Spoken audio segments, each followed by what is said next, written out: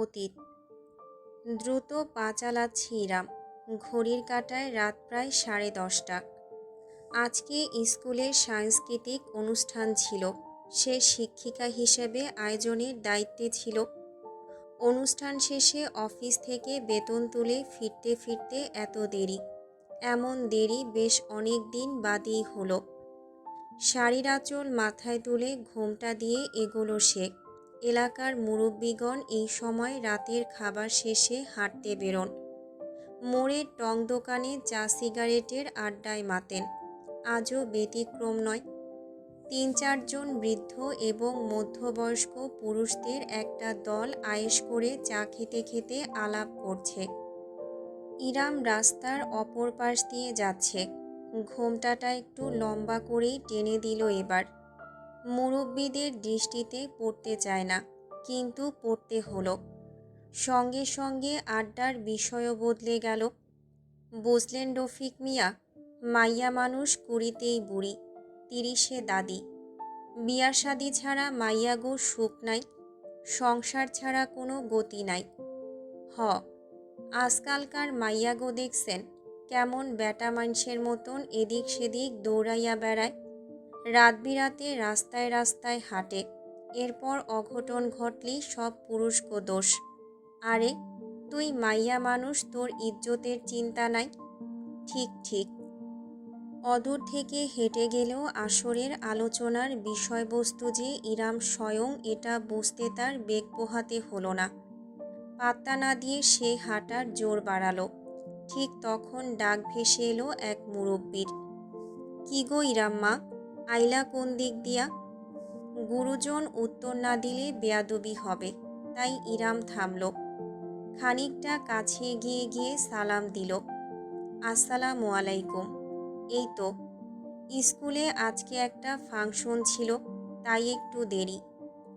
রাহাত আর ইহান মিয়া কি তোমারে আনতে যাইতে পারে না? একলা মাইয়া মানুষ রাত বিরাতে খালি দৌড়াদৌড়ি করো, বিপদ আপদ হইলে। রাহাত তো এখন কাজ করে, ইহানও পড়াশোনায় ব্যস্ত। ব্যাপার না চাচা, আল্লাহ যার সাথে থাকে তার ভয় কিসের? এই ভাই ভাই কইরাই তো জীবন যৌবনটা ধ্বংস করলা। তা মোকলেস মোল্লার পোলার সাথে নাকি তোমার সম্বন্ধ চলতেছিল, আগাইছে? আমাগো জানাইও মাইয়া, তোমার অভিভাবক তো এক প্রকার। তোমার একটা গতি হইলে আমরা শান্তি পাই। ইরাম একটা ঢোক গিলল। ভীষণ অস্বস্তি হলো তার। উক্ত মোকলেস মোল্লার ছেলের সাথে তার সম্বন্ধ আরও 1 মাস আগেই ভেস্তে গিয়েছে। সেটা আর জানালো না। যেন ইচ্ছা করেই তাকে নিচু প্রমাণ করে আত্মিক শান্তি লাভের উদ্দেশ্যে গুরুজন নামক মানুষগুলোর পক্ষ থেকে প্রশ্নটা করা হয়েছে। মাথা নিচু করে ইরাম বলল, জি চাচা, দরকার পড়লে অবশ্যই জানাবো। সালাম দিয়ে চলে এলো ইরাম। পেছন ফিরে তাকালো না, শুনলও না কিছু। তাকে ঘিরে এলাকায় গালগপ্পের অভাব নেই। একমাত্র মেয়ে যে 30 ছুঁয়েও এখনো বিয়ের পিঁড়িতে বসতে পারেনি। সমাজের মানুষগুলোর জন্য সে বিশ্বের অষ্টম আশ্চর্য, ঠিক তেমনি কটাক্ষের বস্তু। বছর বছর ধরে এসব ইরামের গায়ে সয়ে এসেছে, এখন আর বুকে লাগে না। এতগুলো বছর যখন একটা পরিবারের পিছনে দিয়েছে, তখন আর কিছুটা সময়ে ক্ষতি কি? যদিও ইরামের আজকাল মনে হয় সে আজীবন এই সংসারটার ঘানি বয়েই বাঁচবে। আর 5টা মেয়ের মতন তার নিজের সংসার বলে কিছুই কোনো দিন হবে না। মুন্সিবাড়ির মানুষগুলো এখনও জাগ্রত, এত জলদি ঘুমায় না। ইরাম আস্তে করে গেট খুলে ভেতরে ঢুকল। জুতা খুলে প্রতিদিনের মতন তাকে রেখে পা মুছে ভেতরে এলো নিঃশব্দে। বহু কষ্টে একটা বেসরকারি প্রাইমারি স্কুলে সে গত বছর টিচার হিসেবে জয়েন করেছে। বেতন 20,000। আজ এই মাসের বেতনটা হাতে পেয়েছে। প্রতি মাসে বেতনের অর্ধেক টাকা সে সাংসারিক খরচ হিসেবে দিয়ে দেয়। এবারেও কোনো ব্যতিক্রম ঘটবে না।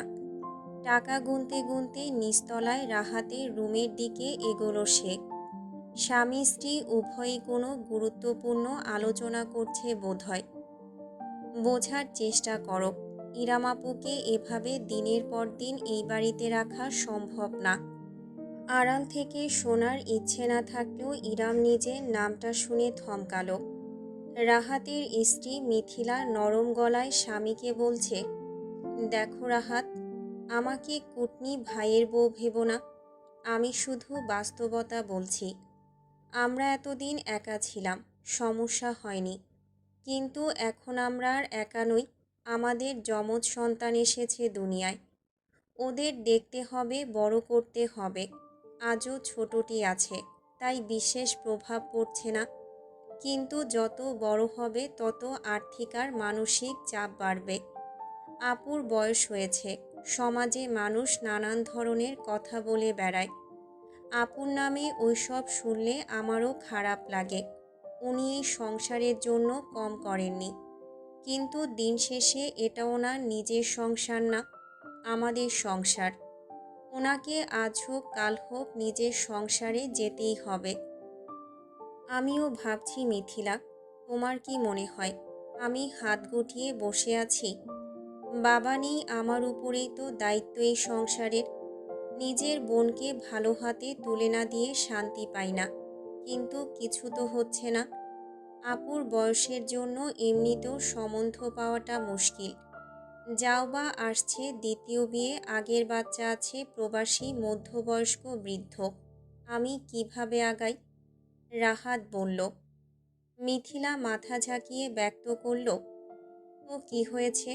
মানুষ কি দ্বিতীয় বিয়ে করে না নাকি? ওই ছেলেদের সংসার অন্য কোনো মেয়ে করবে না?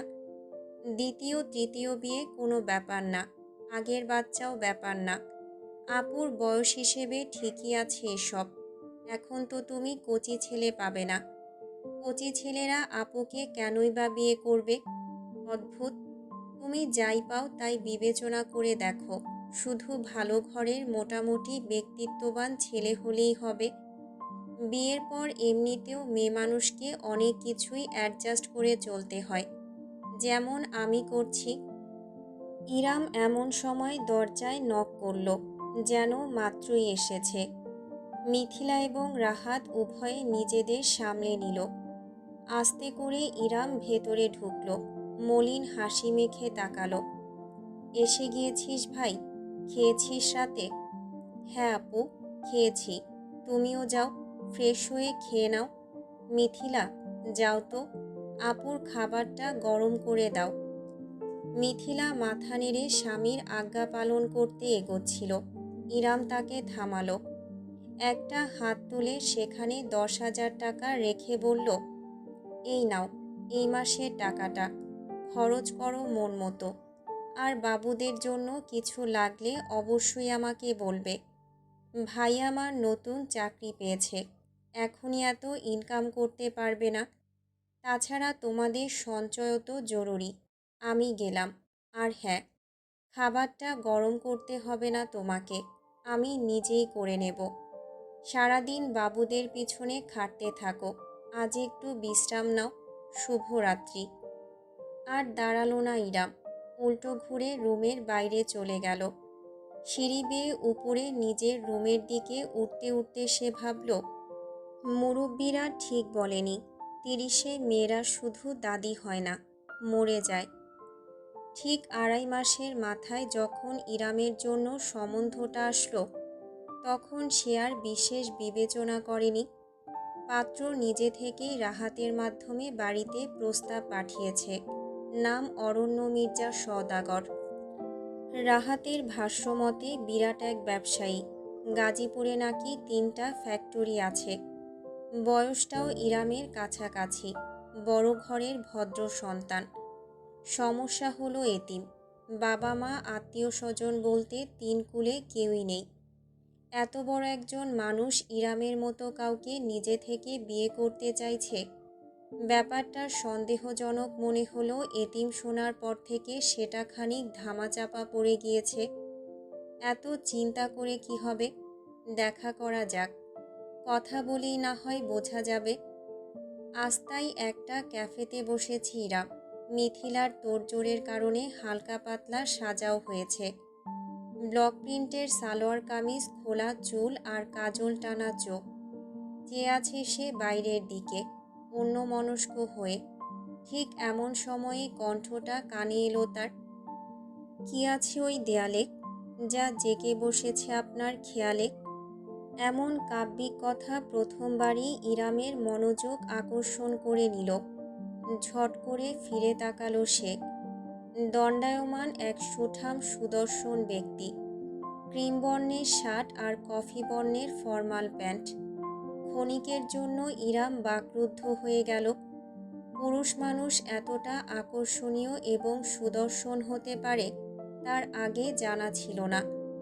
ছবিতে রাহাত দেখিয়েছে ব্যক্তিকে, কিন্তু ছবির চাইতে বাস্তব মানুষটা আরও বেশি মনোমুগ্ধকর। ইরাম নিষ্পলক চেয়েই রইল। টানা চোখজোড়া সম্পূর্ণ কালো নয় যেন, অতি হালকা বাদামির মিশেল আছে তাতে। তীক্ষ্ণ চোয়াল, ক্লিন শেভ করে এসেছে আজ বোঝা যাচ্ছে। চুলগুলো জেল দিয়ে ব্যাকব্রাশ করে রাখা, একগুচ্ছ লুটিয়ে পড়েছে কপালের উপর। ইরামের বুঝতে বাকি রইল না তার সামনে দাঁড়িয়ে আছে অরণ্য মির্জা সওদাগর। মিস্টার মির্জা, অস্ফুট স্বরে বলে উঠে দাঁড়াতে নিল ইরাম। তাতে তাকে ইশারা করে বসিয়ে নিজে বিপরীত দিকের চেয়ার টেনে বসতে বসতে অরণ্য বলল, ও প্লিজ, জাস্ট কল মি অরণ্য। আপনার নামটা সুন্দর, অরণ্য। আপনার চাইতে বেশি নয় ইরাম। একটা শক্ত ঢোক গলাধঃকরণ করল রমণী। জীবনে প্রথমবারের মতন বুঝি অন্তরে একটা ধুক ধুক অনুভূতি হলো। অরণ্য সবার প্রথমেই অর্ডার দিয়ে দিল। নিজের জন্য কফি, ইরামের জন্য চা। ওয়েটার চলে যেতেই ইরাম জিজ্ঞেস করল, আপনি কিভাবে জানলেন আমার চা পছন্দ? অরণ্য হাঁটুর উপর হাঁটু তুলে রহস্যময় হেসে বলল, আপনি প্রতিদিন স্কুলের ক্যান্টিনে বসে 1 কাপ পিওর রং চা খান। আন্দাজ করাটা কঠিন কিছু না। ইরাম ভ্রু কুঁচকে ফেলল। আপনি আমাকে ফলো করেন নাকি? না করলে বিয়ের প্রস্তাব পাঠাতাম কিভাবে বলুন? একগাল হাসল অরণ্য। ইরাম সেই হাসির দিকে তাকালো। লোকটাকে হাসলে এত সরল লাগে কেন? অরণ্য ঝুঁকে এসে টেবিলে কনুই ঠেকিয়ে জানালো, চিন্তা করবেন না, আমি স্টকার না।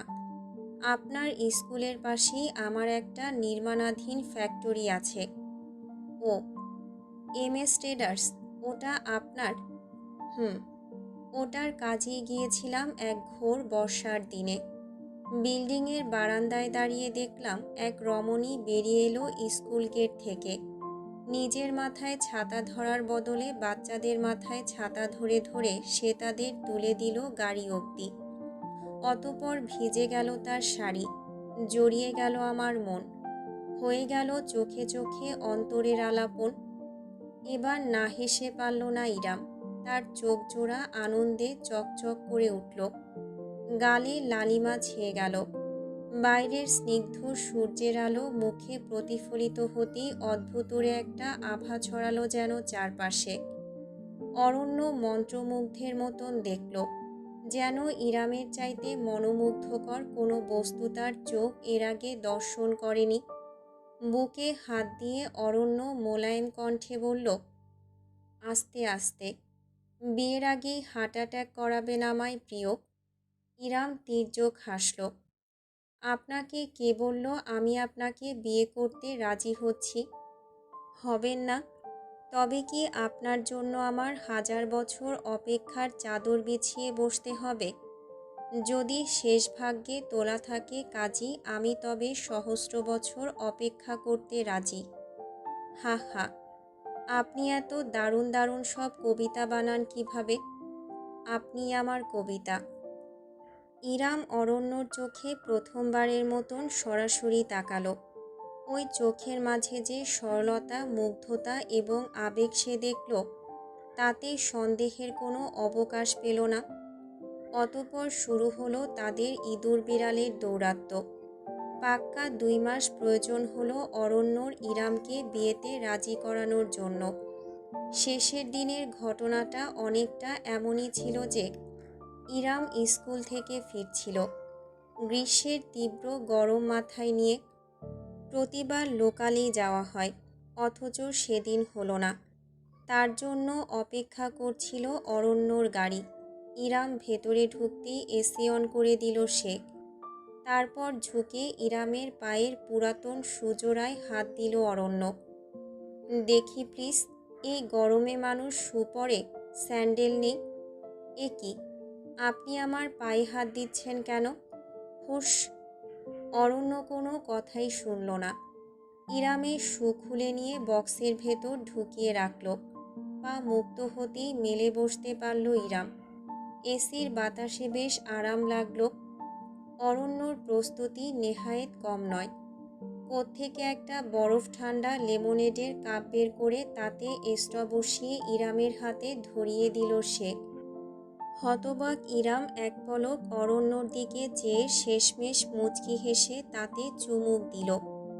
অরণ্য ড্রাইভ শুরু করলো। আকাশি রঙের ফুল হাতার শার্ট, উপরে কোট ব্লেজারে পুরোদস্তুর ব্যবসায়ী লাগছে আজ মানুষটাকে। আর অবশ্যই বরাবরের মতোই সুদর্শন। ইরাম চোখ ফেরাতে পারল না। অরণ্যর গিয়ার ধরা, এক হাতে স্টিয়ারিং ঘোরানো মনোযোগী দৃষ্টি। প্রত্যেকটা কার্যকলাপ সে খুঁটিয়ে খুঁটিয়ে দেখল। লেমনেড গলায় যেতেই গরমটা চিরবিদায় নিল। অরণ্য কিভাবে কিভাবে যেন সবসময়ই বুঝে যায় ইরামের কখন কি প্রয়োজন। মনে হচ্ছে আমার কোনো চান্স নেই, তাই না? হঠাৎ করেই বিষণ্ণ গলায় বলে উঠল অরণ্য। ইরাম তাতে ভ্যাবাচাকা খেয়ে গেল। প্যাসেঞ্জার সিটে সোজা হয়ে বসে শুধালো, মানে? মানে আমার ভাগ্যটাই এমন, এই আর কি। মাথার উপরে বাবা মা গুরুজনের ছায়া নেই তো, তাই সহজে কেউ আগলে নিতে চায় না। ইরামের বুকের ভেতরটা খামচে ধরল কেউ বুঝি।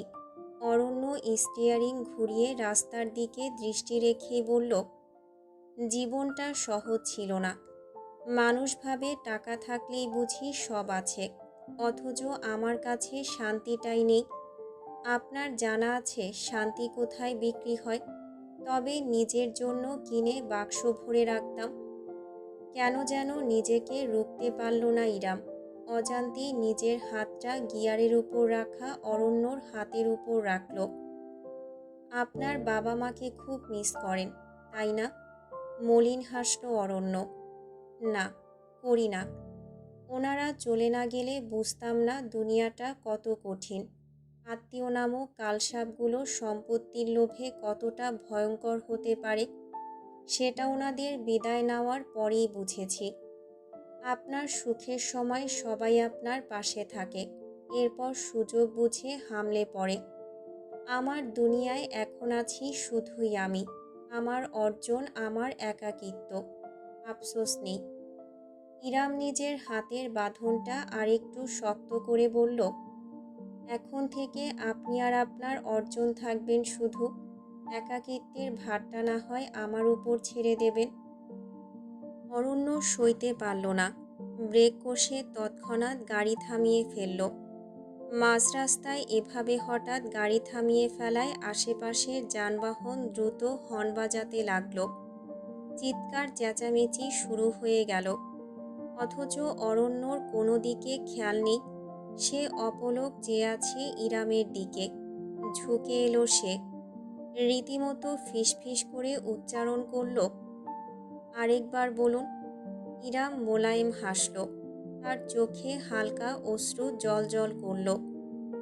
একাকিত্বে দীর্ঘশ্বাস, মায়ায় অবিশ্বাস, আর বিয়েতে সর্বনাশ। আপনি নিজের সর্বনাশ করতে মুখিয়ে আছেন। কুয়াতে ঝাঁপ দেওয়া ঠেকানো সাধ্য কার? অরণ্যর ঠোঁটে বিস্তৃত একটা হাসি ফুটল এবার। ইরামের হাতটা ধরে সে উপরে তুলল।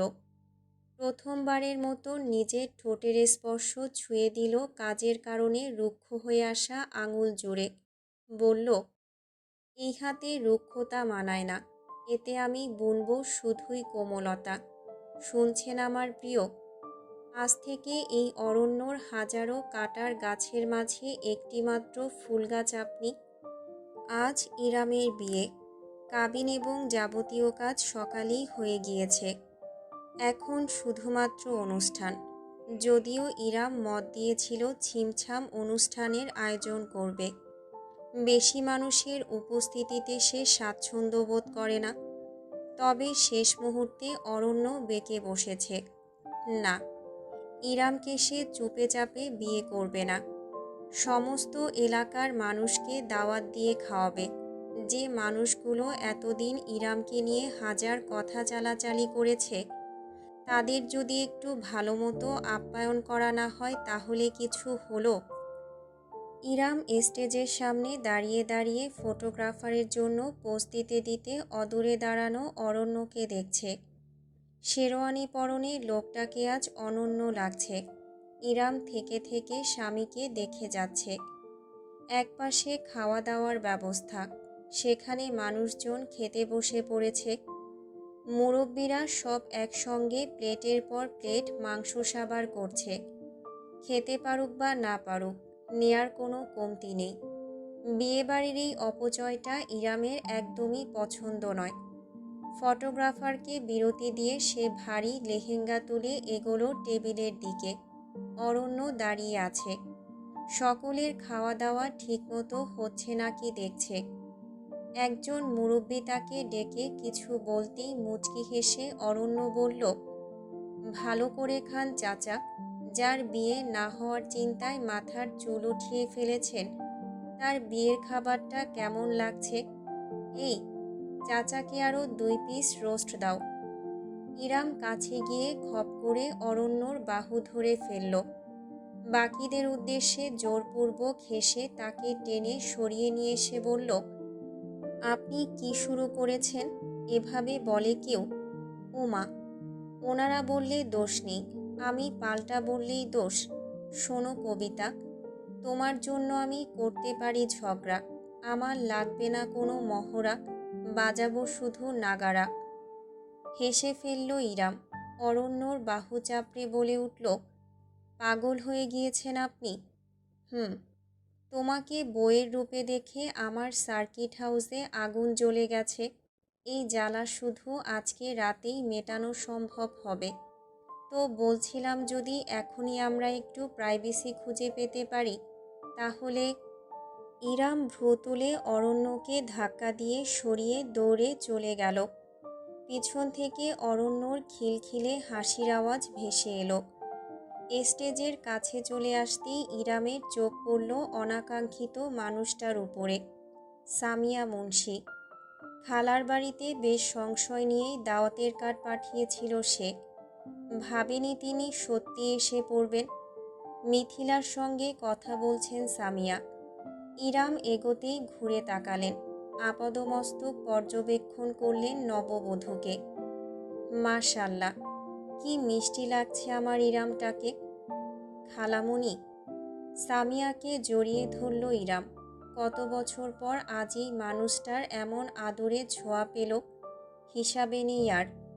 সামিয়া ইরামের পিঠে পরম আদরের হাত বুলিয়ে দিলেন, কপালে চুমু খেলেন।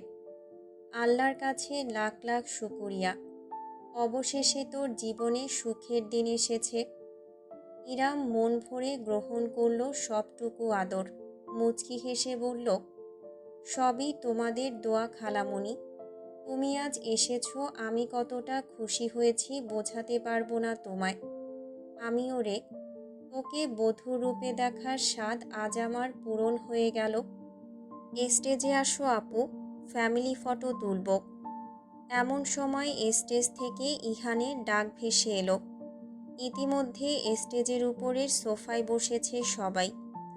রাহাত, মিথিলা, অরণ্য মাঝখানে। ইহান পিছনে দাঁড়িয়ে হাত তুলে ইরামকে ডাকছে। ইরাম সামিয়ার দিকে ফিরল। আসো খালামণি, ফ্যামিলি ফটো। আরে না না, ফ্যামিলি কিভাবে আমি? আসুন না খালামণি, প্লিজ, আপনি আমাদের পরিবারই তো। স্টেজ থেকে জোর গলায় বলল অরণ্য। এবার আর মানা করতে পারলেন না সামিয়া। ইরাম তাকে স্টেজে নিয়ে গেল। ইহানের সঙ্গে পিছনে দাঁড়ালেন তিনি হাসি মুখে। ইরাম অরণ্যর পাশে বসল। অত্যন্ত যত্ন নিয়ে তার চুলির ওড়না লেহেঙ্গা গুছিয়ে দিল অরণ্য নিজের হাতে, যেন ছবিতে সুন্দর দেখায়। মিউজিক বাজছে গম গম করে। মেহমানের বাচ্চারা এদিক সেদিক নাচানাচি করছে। অনেকে ছবি তুলছে স্টেজের। ফটোগ্রাফার পজিশন নিয়ে দাঁড়িয়ে। এত এত লোক, এত আলোকসজ্জার মাঝে ঠোঁটে বিরাট হাসি ধরে রেখে যখন ইরাম সামনে তাকালো, তখন ভিড়ের মাঝে একটা অব্যয়ের উপর তার দৃষ্টি আটকে গেল, বহু দূরে। মেহমানদের ভিড়ের মাঝে একদম পিছনের দিকে কালো পাঞ্জাবি পরনে এক সুউচ্চ সুঠাম অস্তিত্ব। জলজলে একজোড়া চোখ, ভুরুর উপরে চকচকে সিলভার পিয়ার্সিং। বুকে দুই বাহু বেঁধে তাকিয়ে আছে স্টেজের দিকে। দৃষ্টি জুড়ে অনুভূতিহীনতার শূন্যতা। ইরাম জমে গেল, নিষ্পলক চেয়ে রইল। ওই গভীর কালো চোখের সঙ্গে তার দৃষ্টি মিলল। অরণ্য নিজের মাঝে ইরামের একটা হাত ধরে রেখেছে। সেই হাতটা কাঁপল খানিক। অস্ফুট স্বরে আপন মনে ইরাম উচ্চারণ করল, আলাদিন। ডাকটা ওই মানুষ অবধি পৌঁছেছে কিনা ইরামের জানা নেই। চোখ ধাঁধানো ফ্ল্যাশের আলোয় চারপাশ উদ্ভাসিত হতে লাগলো বারংবার। যখন ইরামের চোখ সয়ে এলো, তখন সে দেখল মানুষটা আর ভিড়ের মাঝে নেই, উল্টো ঘুরে হাঁটা শুরু করেছে। একটা সময় সে গেট পেরিয়ে বেরিয়ে গেল, আড়াল হয়ে গেল রাত্রির কালিগোলা আধার মাঝে। একবারও আর পেছন ফিরে তাকালো না।